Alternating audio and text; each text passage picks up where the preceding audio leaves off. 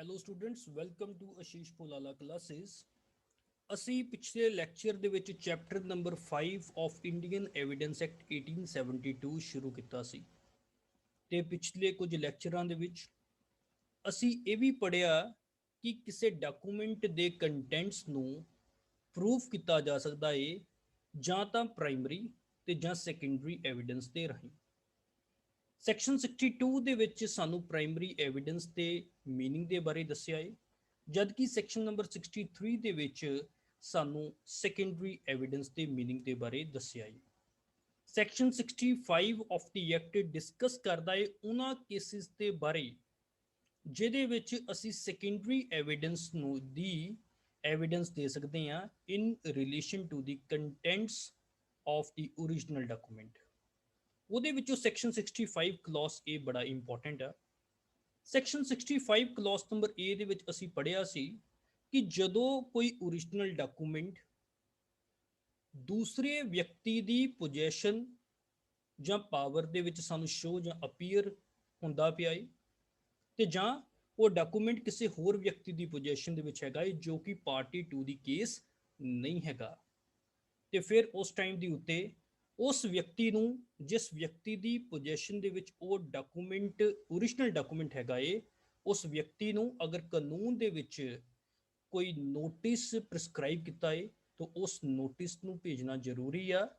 ਅਗਰ notice prescribe ਨਹੀਂ ਹੈਗਾ ਤੇ ਉਹ ਨੋਟਿਸ ਭੇਜਣਾ ਇੱਕ ਪਾਰਟੀ ਦੇ ਦੁਆਰਾ ਦੂਜੀ ਪਾਰਟੀ ਨੂੰ ਜਾਂ ਉਸ ਵਿਅਕਤੀ ਨੂੰ ਜ਼ਰੂਰੀ ਆ ਜੋ ਕਿ ਕੋਰਟ ਰੀਜ਼ਨੇਬਲ ਕੰਸੀਡਰ ਕਰਦੀ ਹੈ। ਉਸ ਨੋਟਿਸ ਦੇ ਵਿੱਚ ਦੂਸਰੀ ਪਾਰਟੀ ਨੂੰ ਕਿਹਾ ਕੀ ਜਾਏਗਾ?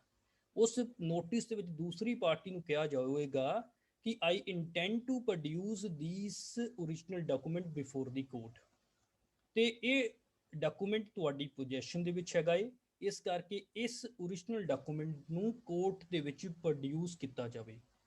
ਪਰ ਅਗਰ ਮੰਨ ਲਓ ਦੂਜੀ ਪਾਰਟੀ ਉਸ ਡਾਕੂਮੈਂਟ ਨੂੰ ਪੇਸ਼ ਨਹੀਂ ਕਰਦੀ, ਪ੍ਰੋਡਿਊਸ ਨਹੀਂ ਕਰਦੀ, ਤੇ ਫਿਰ ਕੀ ਹੋਏਗਾ? ਫਿਰ ਕੀ ਹੋਏਗਾ? ਕੁਝ ਨਹੀਂ ਹੋਏਗਾ। ਜਿਹੜੀ ਪਾਰਟੀ ਉਸ ਡਾਕੂਮੈਂਟ ਦੇ ਕੰਟੈਂਟਸ ਨੂੰ ਸਾਬਤ ਕਰਨਾ ਚਾਹੁੰਦੀ ਹੈ, ਜਿਸ ਨੇ ਨੋਟਿਸ ਦਿੱਤਾ ਸੀ ਦੂਸਰੀ ਪਾਰਟੀ ਨੂੰ, ਤੇ ਫਿਰ ਉਸ ਨੂੰ ਪਰਮਿਸ਼ਨ ਦੇ ਦਿੱਤੀ ਜਾਏਗੀ ਕਿ ਉਸ ਓਰੀਜਨਲ ਡਾਕੂਮੈਂਟ ਦੇ ਕੰਟੈਂਟਸ ਨੂੰ ਤੁਸੀਂ ਸੈਕੰਡਰੀ ਐਵੀਡੈਂਸ ਦੀ ਮਦਦ ਦੇ ਨਾਲ ਵੀ ਸਾਬਤ ਕਰ ਸਕਦੇ ਹੋ। ਇੱਕ ਵਾਰ ਮੈਂ ਪੜ੍ਹਾ ਦਿੰਦਾ rules as to notice to produce which is given in section 66।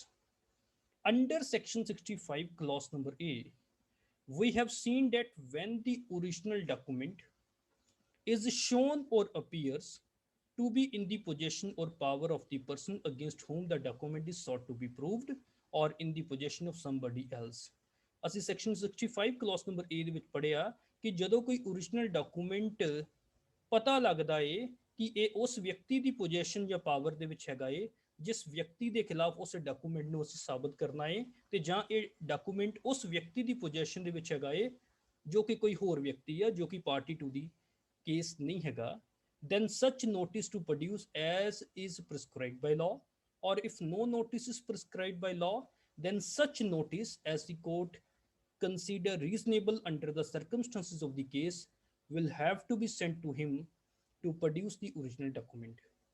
And what will happen ਅਗਰ ਦੂਸਰੀ ਪਾਰਟੀ ਤੇ ਜਾਂ ਉਹ ਵਿਅਕਤੀ ਉਸ ਡਾਕੂਮੈਂਟ ਨੂੰ ਪੇਸ਼ ਕਰਨ ਦੇ ਵਿੱਚ ਫੇਲ ਹੋ ਜਾਂਦੇ ਨੇ, if he fails to produce the same, then the party who is wanting to prove the contents of that very document for which notice had already been given will be allowed to adduce the secondary evidence of the same. तो ਇਹਦਾ ਮਤਲਬ ਆ section 66 ਦੇ ਵਿੱਚ ਇੱਕ rule ਲੇ down ਕਰ ਦਿੱਤਾ ਹੈ ਕਿ ਅਗਰ ਮੰਨ ਲਓ ਓਰੀਜਨਲ ਡਾਕੂਮੈਂਟ ਦੇ ਕੰਟੈਂਟ ਨੂੰ ਸਾਬਤ ਕਰਨਾ ਹੈ ਤਾਂ ਪਹਿਲਾਂ ਤੁਹਾਨੂੰ ਦੂਸਰੀ ਪਾਰਟੀ ਨੂੰ ਨੋਟਿਸ ਦੇਣਾ ਪਏਗਾ। ਦੂਸਰੀ ਪਾਰਟੀ ਨੂੰ ਨੋਟਿਸ ਦਿੱਤੇ ਬਗੈਰ ਤੁਸੀਂ ਉਸ ਓਰੀਜਨਲ ਡਾਕੂਮੈਂਟ ਦੇ ਕੰਟੈਂਟ ਦੀ ਸੈਕੰਡਰੀ ਐਵੀਡੈਂਸ ਨਹੀਂ ਦੇ ਸਕਦੇ।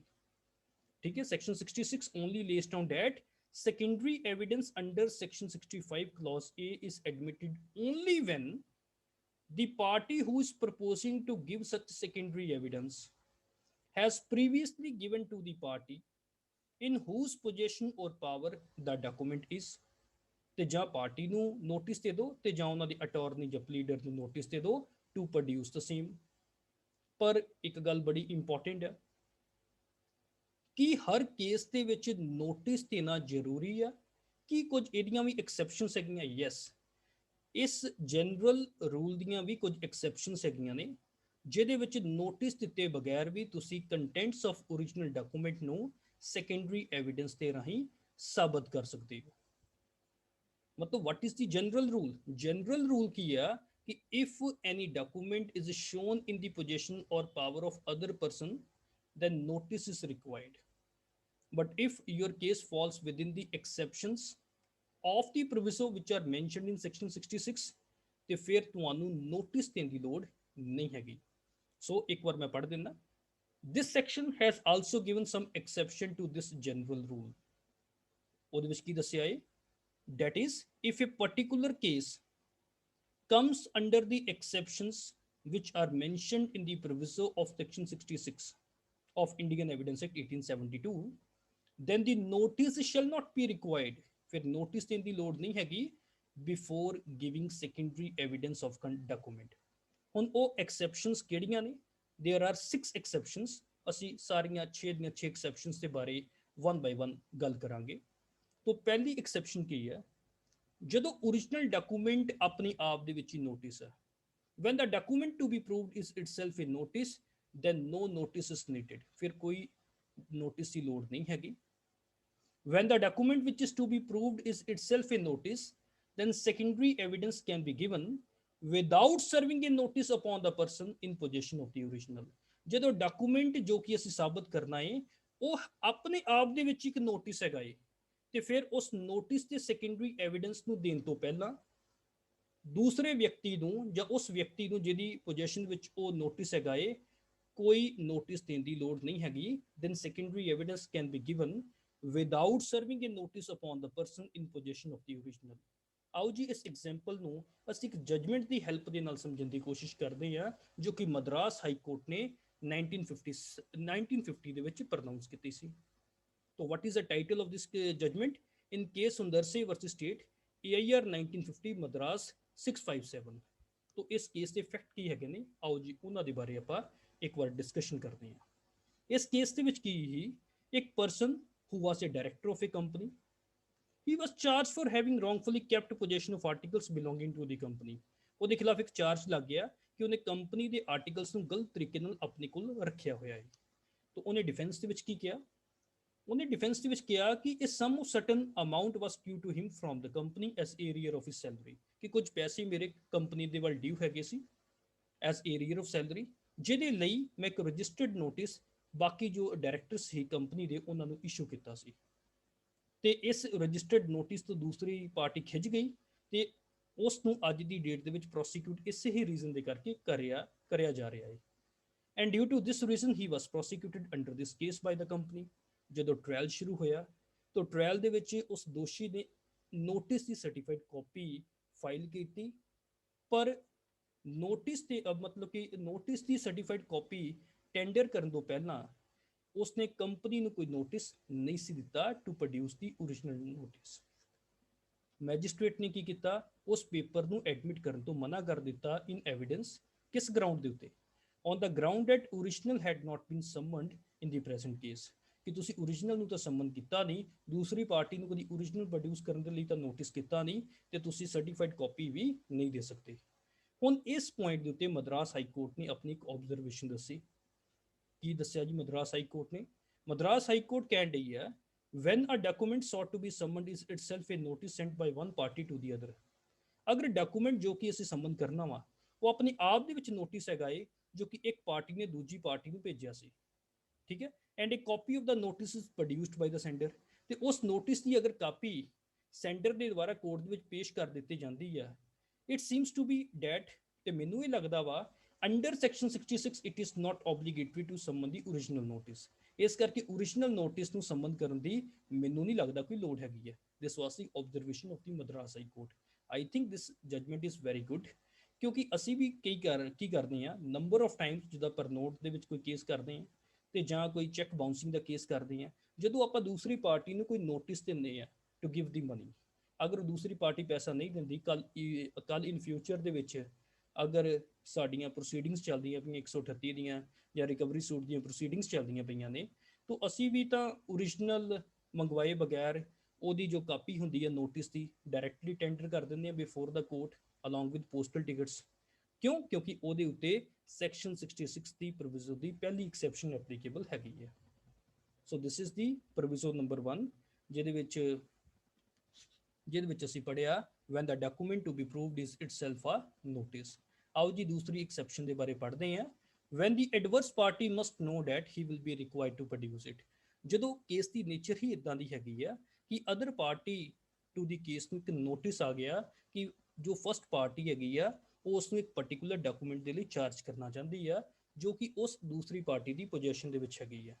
ਤੋ ਜੋ ਪਹਿਲੀ ਪਾਰਟੀ ਹੈਗੀ ਆ ਪਹਿਲੀ ਪਾਰਟੀ ਨੂੰ ਸੈਕੰਡਰੀ ਐਵੀਡੈਂਸ ਦੇਣ ਤੋਂ ਪਹਿਲਾਂ ਕਿਸੇ ਵੀ ਤਰ੍ਹਾਂ ਦਾ ਕੋਈ ਨੋਟਿਸ ਦੇਣ ਦੀ ਲੋੜ ਨਹੀਂ ਹੈਗੀ।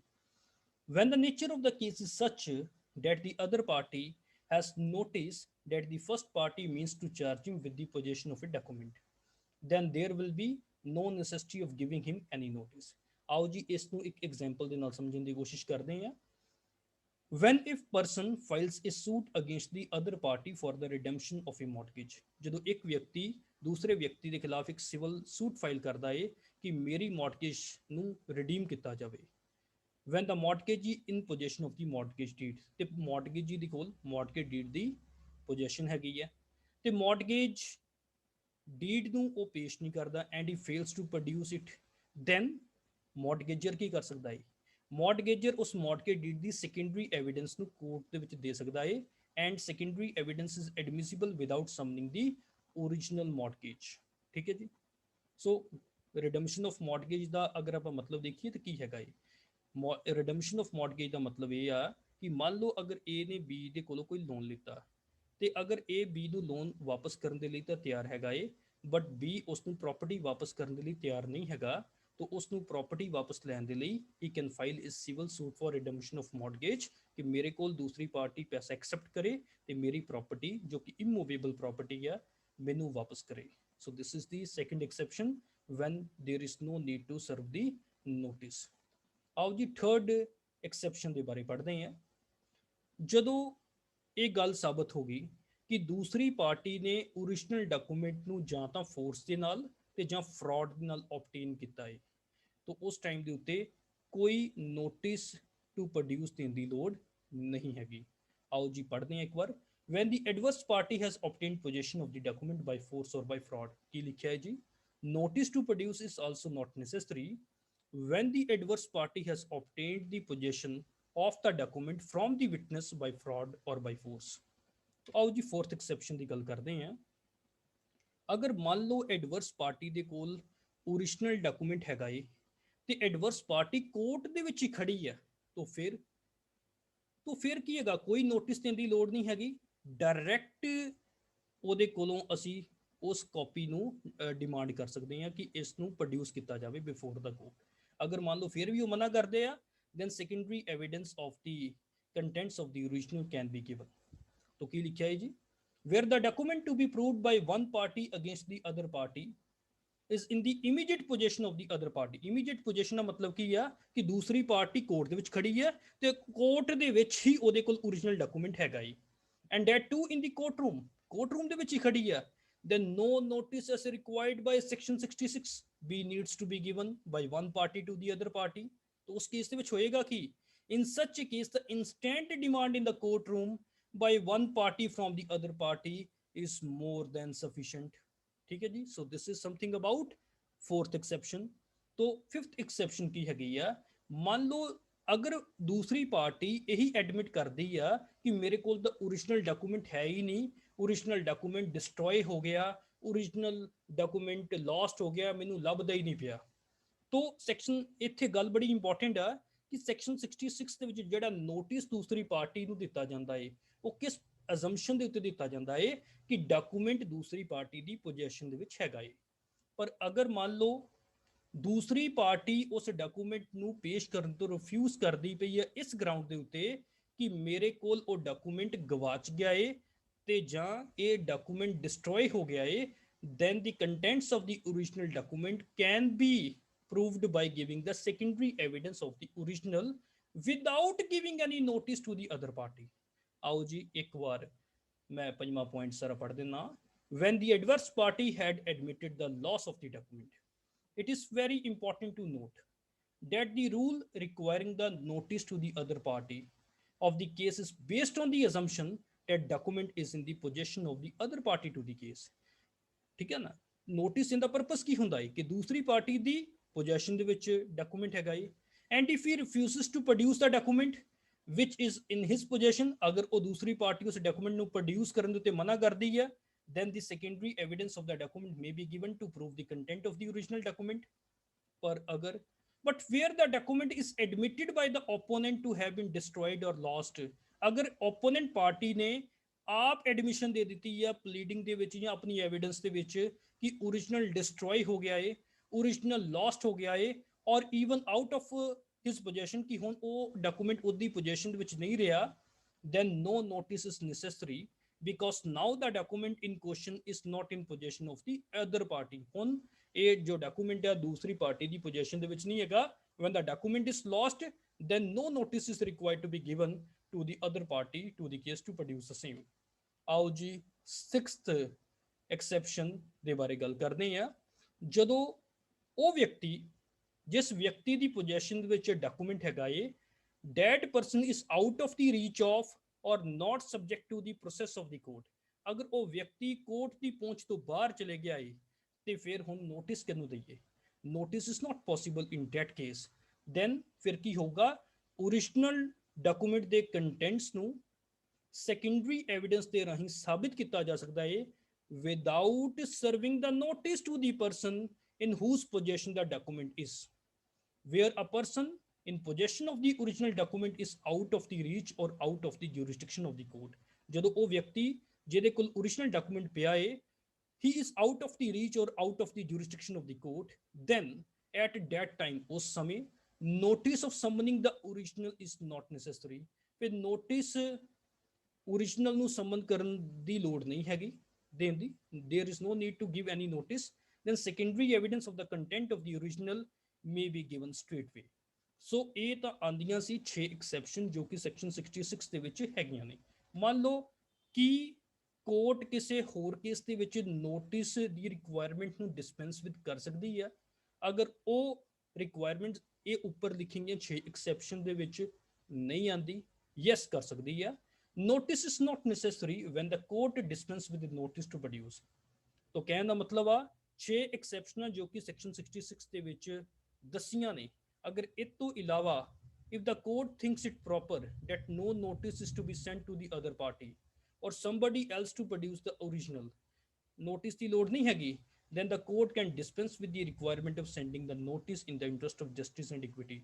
ਇਹ ਗੱਲ ਮੈਂ ਨਹੀਂ ਕਹਿਣ ਡਿਆ, ਇਹ ਪ੍ਰੀਵੀ ਕਾਉਂਸਲ ਨੇ 1936 ਦੇ ਵਿੱਚ ਹੈਲਡ ਕਰ ਦਿੱਤੀ ਸੀ ਇਨ ਸੁਰਿੰਦਰਾ ਵਰਸਸ ਮਿਰਜ਼ਾ ਦੇ ਕੇਸ ਦੇ ਵਿੱਚ, AIR 1936 Privy Council page number 18।